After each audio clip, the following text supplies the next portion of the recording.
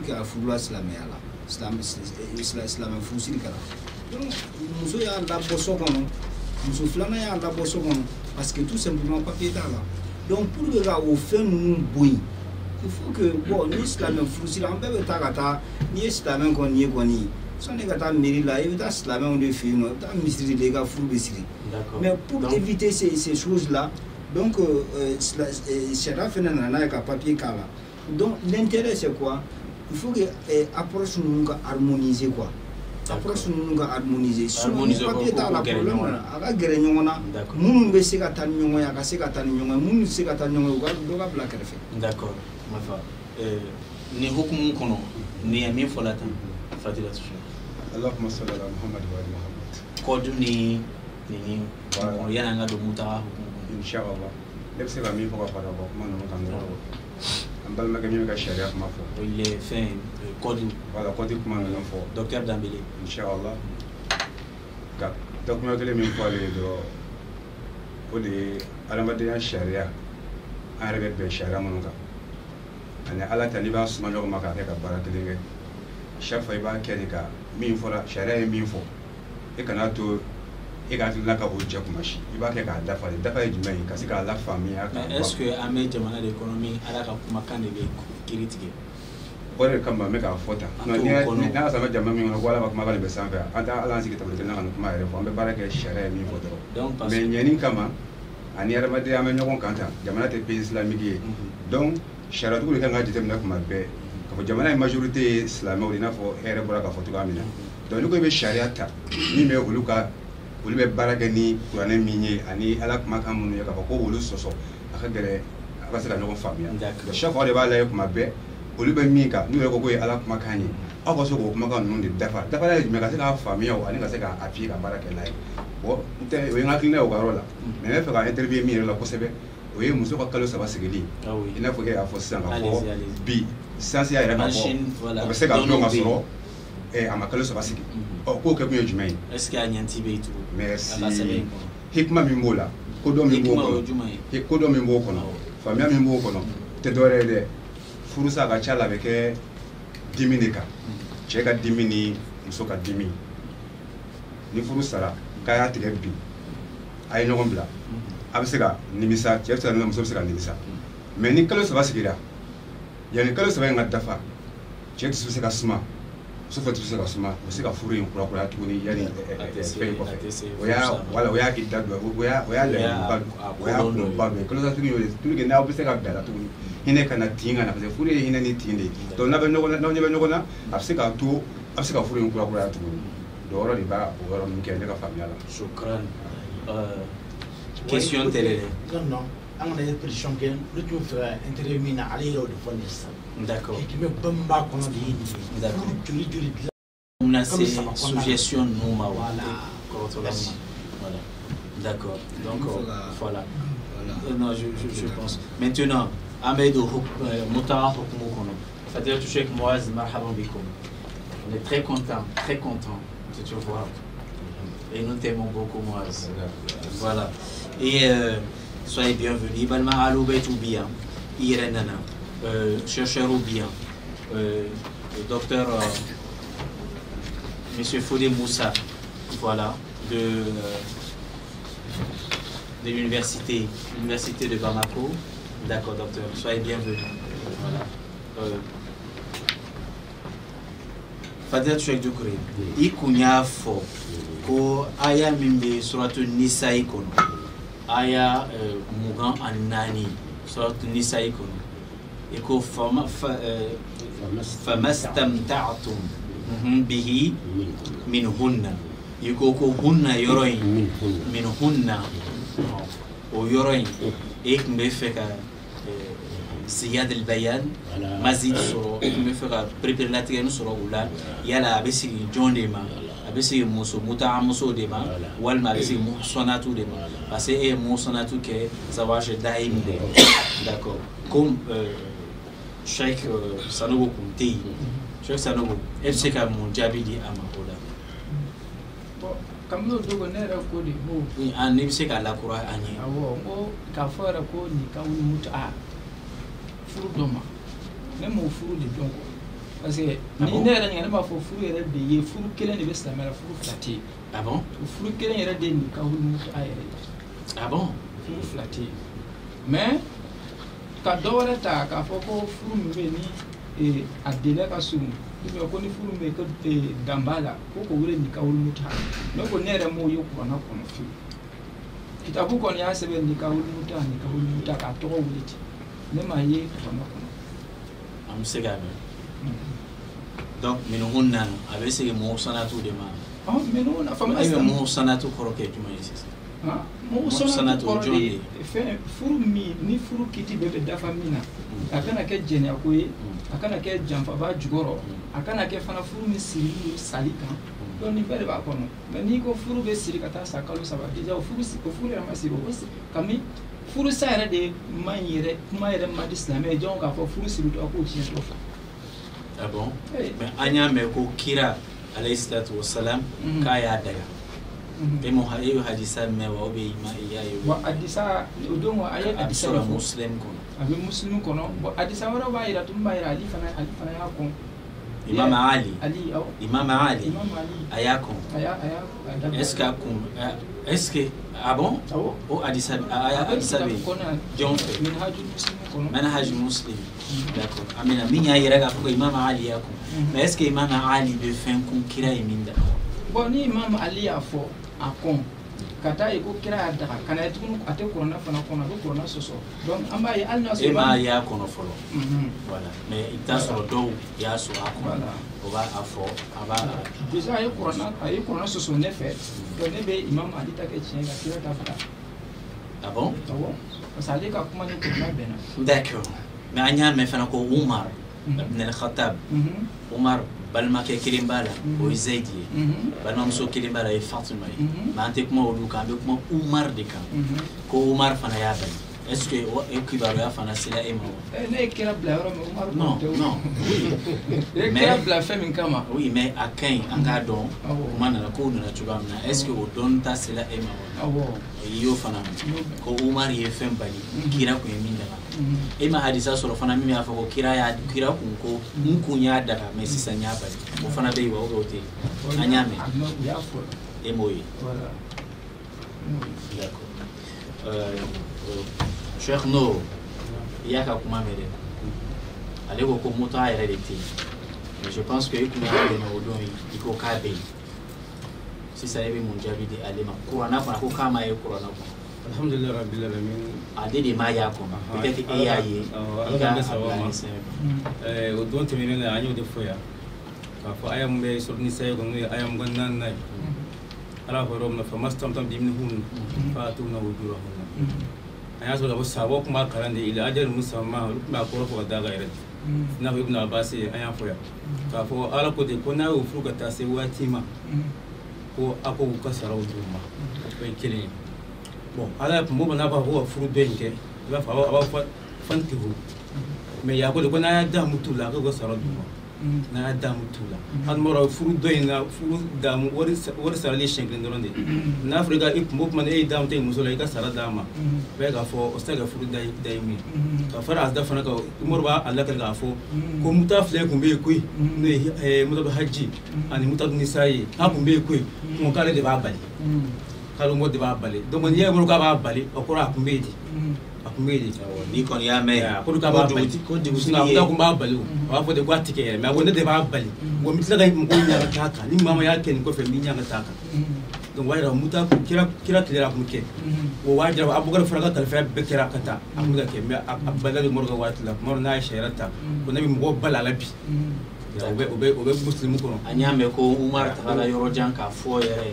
aw de b'a dɔn dɛ n'a sɔrɔla o de don ko Umar tagala yɔrɔ jan k'a fɔ yɛrɛ ko n bɛ sariya sigi ni mɔgɔ min y'a kɛ n b'a ɲɛŋa n y'a mɛn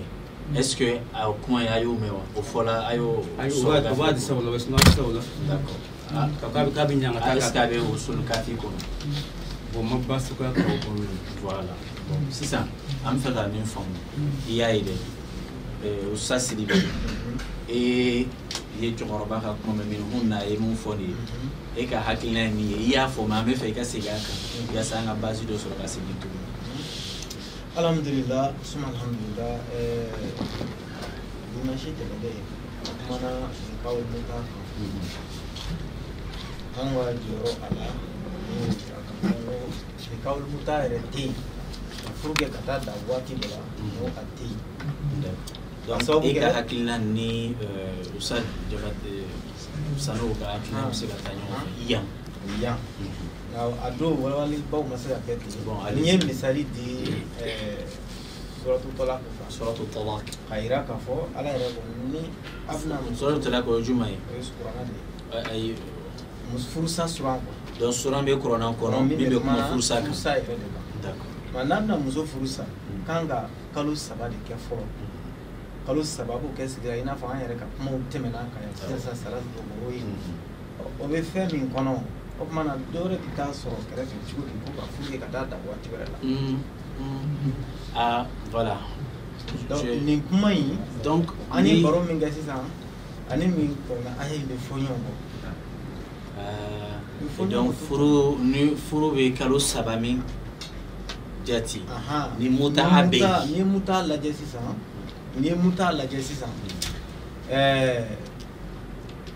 wati tala wati te muta ina ni muso fu na kada semaine kele ni semaine bana fu sa absa na la bla wala ma kalo kele kalo fla kono dunya jira ka fore muso isda bla fiu faka kalo sabali kay nyoma donc si ça me question na ni na fcla ma dan fara juma de firaq ani talaq anyo fana me firaqu ani talaq al firaq ka faranyo na ni talaq firaqu e faranyo na di talaq fana fara mais talaq ni kalo sabama ma jeti donc talaq tele tisda ke muta fana na talaq te muta donc mune be se arabu ka juma de se ka fo uye juma muta e damu de abana أستاذ سامبا فضيلة بخير الحمد لله الله يوفقك إيه كما مدى فما استمتعتم به منهن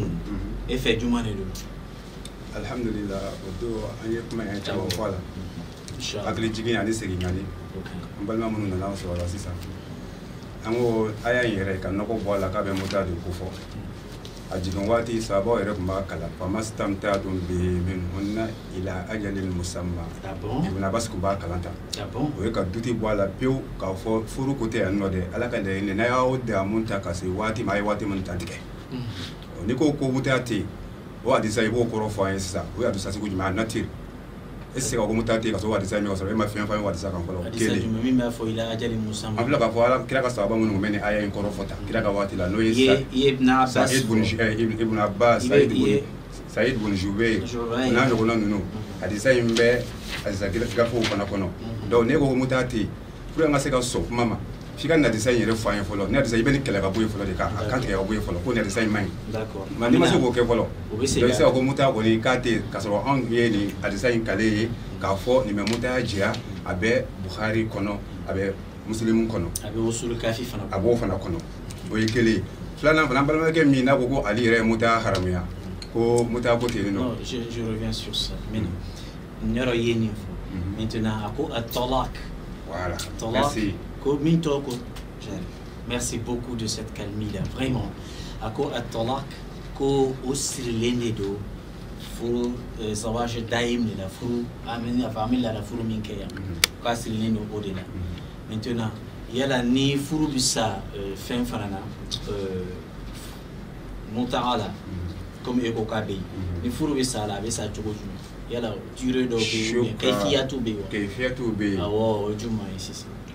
Ale tolabu aya yɛrɛ min fɔlɔ o tɛ kuma muta kan o ye furu da ye mun tolaku min fɔ bɛ kuranɛ kɔnɔ o y'o laɲini de muta dire a haya c'est à dire ni a dire banna sisan a mana bɛn waati bɛɛ n'o dan tigɛra muso bɛ sɛnɛliko fila de ye k'a ka sɛnɛliko fila kɛ a ka mun kɛ a ka sɛnɛliko fila a ka saniyako fila kɛ a k'o kɛ o ye kuranɛ kɔnɔ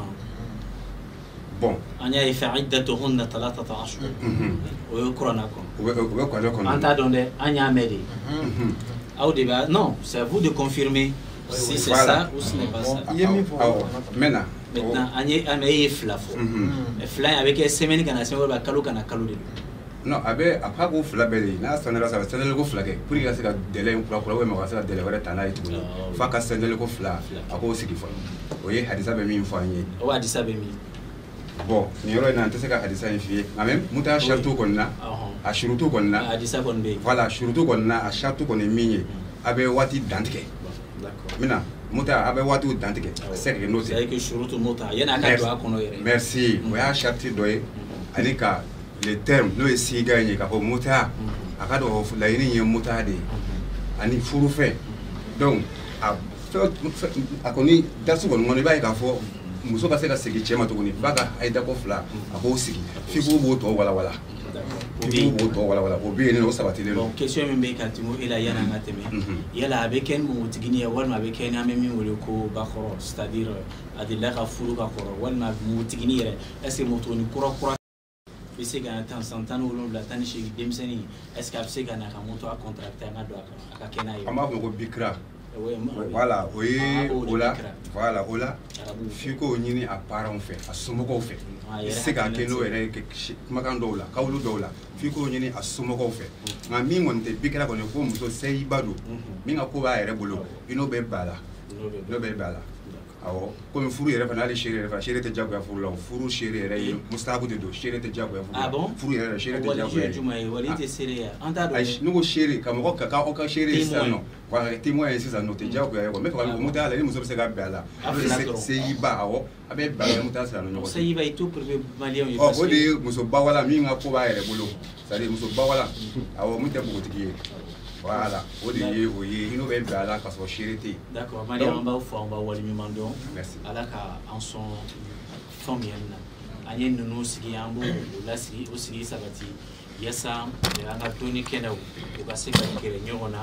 ka falen falenw kɛ o senfɛ anw minnu bɛ fasodenw ye ala ma anw garijɛgɛ kuma dɔ la dɔnni mugu b'a la fo ka se nin degré ma min b'a to an bɛ se ka kiriw ta an yɛrɛ mais ni maaw bɛ min bɛ se ka kiriw ta u yɛrɛ ye an bɛ o wele o bɛna kɛnɛ kan o ka perepere latigɛ an ye o de la an b'o fɔ an b'a waleɲuman dɔn an ye état mɛn mɔgɔ bɛ yen ka ɲininkali de k'a kunna dɛ oui i ka ɲininkali bɛ nin fadilatu sheikh Muaz garamna kɛba fadilatu Muaz e ka hakilina na mutaha ye jumɛn de ye n'a bɛ yen walima a tɛ yen walima a kuma kisɛ yɛrɛ an y'a mɛn mutaha dɔw ko ko n'a bɛ fɔ ko nikaha bɛ fɔ dɔw ko n'a bɛ fɔ fɛn caman e fɛnɛ i ye Mali dɔnnikɛlaw dɔ ye masha Allah ala y'i bonya ni dɔnni ye mun b'i fɛ bi kɛnɛ in kan yan débat kɔnɔ i fana ka mutaha i y'a ye a bɛ yen wa a tɛ yen wa mun de don Sheikh i fana lamɛnna tɔw fɛ. alhamdulillah fɛn min ye dakuriya muta n'a fɔ ma furudeni diinɛ kɔnɔ dakuriya tɛ yen an ka silamɛya kɔnɔ k'a fɔ o y'a yamaruya de ye. an y'a daminɛ k'a bolo muta kada kuranɛ baju de a tɔgɔ ye diinɛ baju de ye kuranɛ ka d'a kan kuranɛ b'a fɔ atamuruna nasa bil birri wa tansawna anfusakum aw bɛ mɔgɔw yamaruya ni ɲuman ye ka ɲinɛ a yɛrɛ kun kɔ ɔ n'i y'o ta k'a lajɛ maa maa bɛ taa wali muso furu siri tile 5 walima kalo 1 walima waliden n'i taara yɛrɛ den nɔfɛ a t'a kɛ ala ko a kuma ja ɲuman tɛ o. non an bɛ kuranɛ ta ɲini. n b'o de fɔ ne ɲɛna n'i ma taa n ko n ye kuranɛ aya de kalan atamuruna nasa bil birri wa tansawna anfusakum. est ce que kuranɛ ko n'i taara den fɛ k'a ta di. n ko wo. o ye ka den i ye k'an faamu. ala ye fɛn dɔ fɔ ne n'a ye mɔgɔw yamaruya ni ɲuman ye a kana ɲinɛ an yɛrɛ kɔ ni ɲuman don tigitigi k'olu d'a ma la ko ɲuman don. o bɛ taa walimogotigi ta kalo 3 k'o bila kalo 1 k'i damu ta la k'a bila nka ni maa nana k'a bɛna ale denmuso nɔfɛ a b'i ɲɛ kun a tɛ sɔn ala ko o kuma ɲuman tɛ dɛ. kelen muhamadu min n'o nana ni diinɛ ye sallallahu alaihi wasallam yala a ka ɲɛnamaya bɛɛ kɔnɔ a ye muso min da furudeni na ala kɛra muso bɛɛ dɔnnen don o kɛra wa a ma kɛ sayidina abubakar min sigira ale nɔ na khalifaya la a ka ɲɛnamaya bɛɛ a ye muso dɔ ta furudeni na ayi umaru usman aliyu min fana radiyallahu anhu ni ale ye khalifaw 4 n'a ye a ka furubiri ni muso a tɔgɔ ye di n'a ko kɛra ka dɛsɛ a tɔgɔ ye di i bɛ nin bɛɛ ɲini tariku kɔnɔ ka dɛsɛ ka d'a ka kolankolon don e yɛrɛ tɛ sɔn min ma munna i b'o k'i ɲɔgɔnna na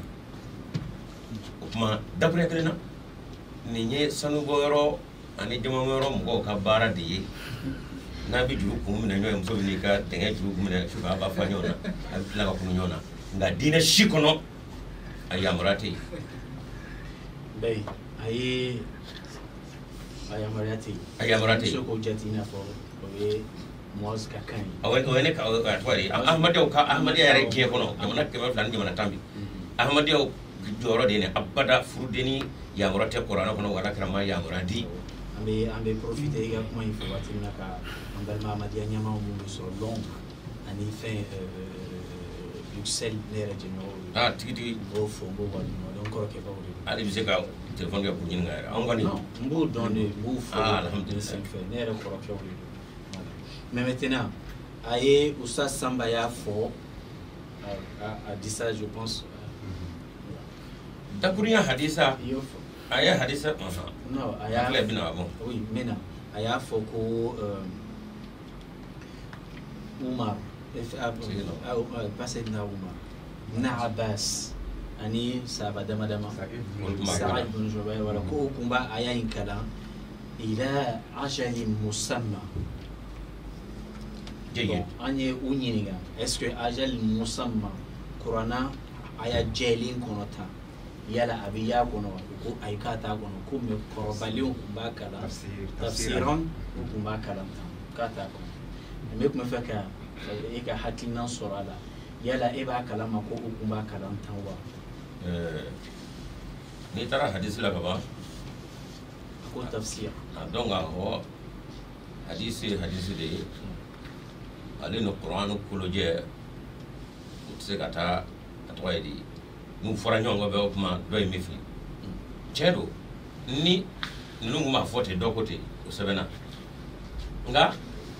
kuranɛ min bɛ siyaw yɛrɛ bolo ne ka kuranɛ kolojɛ ta ahlu bɛ t'u bolo n'u ko an ka tɔgɔ min fɔ ma n b'o fɔ yan ne bɛnna kan k'a ka fɔ ahlu bɛ t'u wa ahlu sunna wa ahlu ala b'a sɔrɔ sisan kuranɛ min bɛ ahlu bɛ t'u bolo an bɛ ka kuranɛ bɛ ɲɔgɔn bolo i bɛ aya in kalan i tɛ ajali musamman sɛbɛnna y'a la donc ko olu tigɛ ma ka jɔn a la kuranɛ jiginna nin t'a la dɛ ɔ ni dɔ ye nin fara a kan sahaba dɔ ka faranga o tɛ se ka kɛ dalilu ye Seydina a tɔgɔ ye di Abi Hurayra radiyallahu anhu ale ka faranga dɔ bɛ hadisa dɔ la ye i n'a fɔ jumɛn an bɛ fɛ k'a faamu Ibnu Maryama kun ka a fɔ inni u'izuha inni u'izuha bika wa وذريتها من الشيطان الرجيم بك وذريتها من الشيطان suratu Al Imran ɔ ala ye nin wala wala a kɔrɔ ye Maryama ba ale de ye nin dugawu kɛ ala ne b'a ɲini fɛ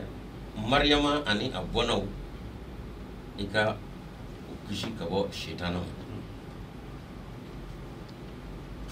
Abu Hurairata ka ni aya in to ni aya in kunga Abu Hurairata bi kuma nabila Isa kunga k'a fɔ ma min mawludin yulad illa wa yamassuhu ash-shaytan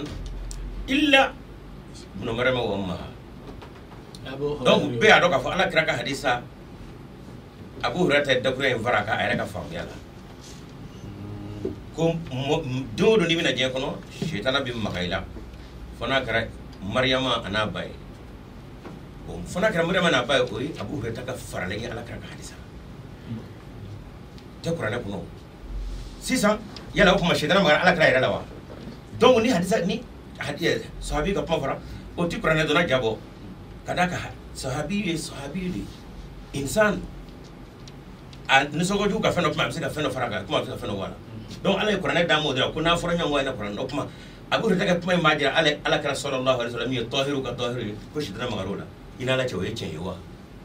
na ɲuman tɔ kun sitana magara o la o kuma Abu Hurairata nisɔndiyalen dakura in na a ye nin de fɔ nka ni zuguya kɛra o ti dɔ bɔ a daraja la nka insan an b'a bila ye o kuma k'a fɔ ko tɔgɔ ye di a yira sɛbɛnni dɔ la ko sahaba dɔw ko ajali musamman k'o de bɛ kɛ dalilu ka la o sahaba yɛrɛ y'a kɛ wa. d'accord amina ya an ka karamɔgɔ kelen bɛ min ma kuma ta fɔlɔ an bɛ fɛ Fadilatu Ɲare Sheikh Ɲare salamu aleykum. اللهم صل على محمد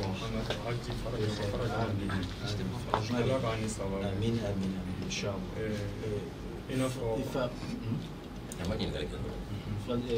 Sheikh Ɲare i ye muta hakilina mɛn dɛ bɛɛ y'i hakilina di je sais que le Moaz yata dit ça. Yamé. Et fait mutara abeiwa comme y'a dinga ayela. Est-ce que abei mutara est mundi adilla kakewa walma anana kofedi walma kiraka watila afora. Et fait adisa ubi walma kurana kulu yere masta'tum mastamta'tum oyum mundi eka yejola. Allahumma salli ala Muhammad wa ali Muhammad. N'a fɔ an karamɔgɔw bɔra ka fɔ cogoya min na kuranɛ bɛ kuma hakilimaw de fɛ Alahu Taala subhanahu wa ta'ala a bɛ mɔgɔ minɛ ni hakili de ni hakili bɔr'i la i b'a sɔrɔ Alahu Taala ka a t'i minɛ tuguni i n'a fɔ fatɔ ninnu Ala ka hakili ɲuman di an bɛɛ lajɛlen muta silamɛya yɛrɛ kɔnɔna na muta a bɛ bonya ni hakili ma mɔgɔ k'a fɔ ko muta a tɛ yen. Très bien ça. Très bien ça. Silamɛya kitabuba tɛ yen sɔhihu foyi tɛ yen mun ma kuma muta kan musilimu a b'o kɔnɔ a bɛ Bukari kɔnɔ a bɛ Sunanu Nisa'i kɔnɔ a bɛ Abu Dawuda kɔnɔ a bɛ Nisa'i kɔnɔ a bɛ Usulu Kafi kɔnɔ a bɛ Usulu Kafi kɔnɔ tafsiru kitabuba foyi tɛ yen nɔ Kurutidi tafsiru mun dɔnnen don an fɛ kosɛbɛ n'o ye Ibn Kasir ye a bɛ Ibn Kasir kɔnɔ a bɛ kitabu foyi tɛ yen yɛrɛ ko mɔgɔ bi i bansi o la e bɛ nin aya in tafsiri kɛ jumɛn mastamta'tum bihi minhunna a kan bɛ muta de ma n'o tɛ ni furu don a b'a wankihul ayama minkum ayama o ye jumɛn ye o ye aw ka ganaw furu muso ganaw cɛ ganaw aw ka ganaw furu fankihu ma taba lakum minan nisa muso minnu yi mana aw ja aw y'olu furu o fɔ donc nikaho bɛ fɔ daimu yɔrɔ de la mais istimta'u ni muta ni k'a bɛ muta yɛrɛ de ma ka waati ka furu dansigi an balimakɛ ye kuma dɔ fɔ n bɛ fɛ k'o yɔrɔnin jaabi balimakɛ ye jumɛn fɔlɔ n m'a dɔn a bɛ kɔfɛla na a ye jumɛn de fɔ a ko ko tɔlaku Usa Sidi bɛ voilà a ko ko tɔlaku mara tɛ tɔlaku voilà suratu tɔlaku kɔnɔna na lida bɛ sigi ko minɛ ko lida tɛ muta la bon fɛn fila don Ala nana n'a ye nin ko sɔn ka gɛlɛya dɔ de wuli mais Ustaz Samba y'a dɔ fɔ a ye dɔ fɔ mais a ye mun fɔ o man fɛn kosɛbɛ quoi muta la bilali t'ale la tɔlaku t'a la parce que date min bɛ fɔ n'o banna dɔrɔn a bɛ ban de mais a ye saniya fila min fɔ o b'a la kɔnɔ awɔ ah bon sisan question min bɛ yen n'a ye ni saniya fila in b'a la au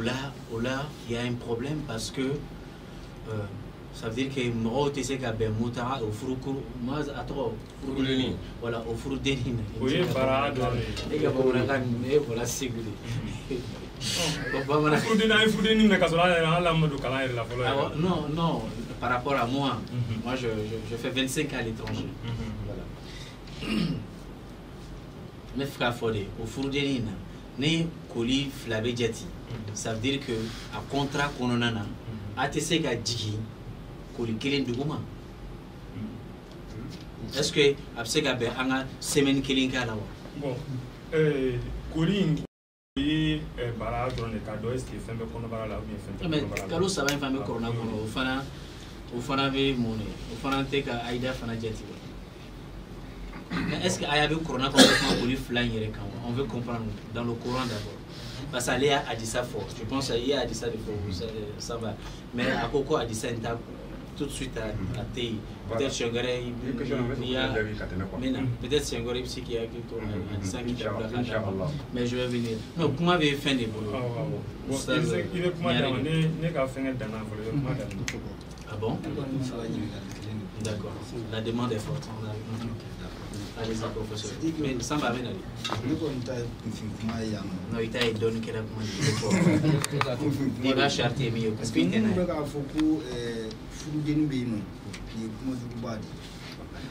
ah bon? Parce que oui, d'accord. N'a fallu que fou de biquet.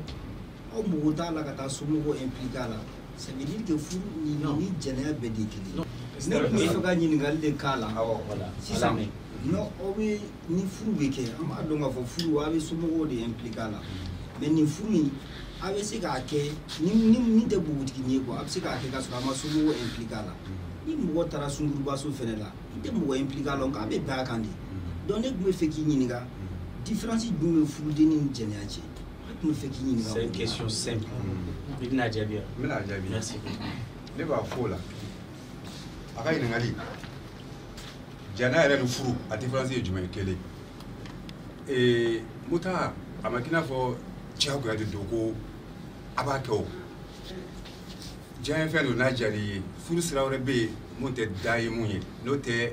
bamanankan ye jumɛn ye i bɛ furu min dɔn n'o ye badabada furu ye fo ni furu sira dɔ bɛ saya nana donc o bɛ yen mais furu wɛrɛ bɛ yen tuguni sariya de kuma n'a kan sariya de y'a fɔ bon k'i ka ɲininkali jaabi dɔrɔn ni ni muso bɛnn'a kan ka bɛn a kan ala de y'a jigi a kuma fana sabatira hadisaw fana la ka ban donc n'aw bɛnn'a kan furu in bɛ daga ni ɲɔgɔn cɛ bon o ni danaya a bɛ hakɛ to a bɛɛ kɔni ye damunta ye hali furu fana ye damunta de ye o mais ni sariya kɔni bɛ yen sariyakisɛ bɛ yen donc o ye ka jaabi ye n bɛ segin ka na Muwazu ka kuma ni karamɔgɔ minnu kumana sisan Muwazu bɛ ka kuma nin fɔ depuis o don fo bi nka n y'a ta ni kitabu kɔnɔ walahi a tɛ se k'a fɔ muta tɛ tiɲɛ ye mɔgɔ a kuma deli ka kɛ fɔlɔ a ka kitabu tɔgɔ fɔ an k'a mɛn anw y'an ta fɔ ko kuranɛ aya dɔ bɛ yen nɔ Durul Mansuru o ye kitabuba ye t'o ta k'a lajɛ o kumana muta kan tafsiru Fakru Razi mɛ na o kumana muta kan mais e ko k'a tɛ yen kuma b'i bolo tu es là dessus i ye fɔlɔ min fɔ i ye Mansur i ye Suyuti Durul Mansur Suyuti Imam Suyuti ka Durul Mansur i bɛ don a kɔnɔ sisan muta aya ta a bɛ kuma muta kan tafsir Fakru Razi a y'a daga de wa ou bien a m'a daga de ko muta a b'a fɔ ko muta kun bɛ yen kira ka waati la sallallahu alaihi wa sallam wa kira y'a kɔdɔn ka sɔrɔ a bɛ yen fana Umar de nana interdit i kun ye hadisa dɔ yɛrɛ fɔ i ko dɔw ko fa'alna ma'a rasul o fana ye Bukhari kɔnɔ se ka segin o kan hadisa in tɛ hakili la sisan mais n bɛ taa k'a fɔ tuguni sahaba dɔ ko an ye muta in kɛ kira ka waati la ka gaba la waati la ko Umar de nana haramiya ni hadisa ninnu bɛɛ bɛ yen bon an ye nin an ka kuma ta yɔrɔ fɔ ka kitabu fɔ nka dɔ ka n'i sigi k'a tɛ a tɛ yen mais n ye n ta ta ni kitabu kɔnɔ a ko fan fana ko mais an ka taa baasiw kɛ a ko muta kɔni tɛ yen wa ale ye tafsir min kɛ kuranɛ la kuranɛ ɲɛ b'a tafsir kɛ ten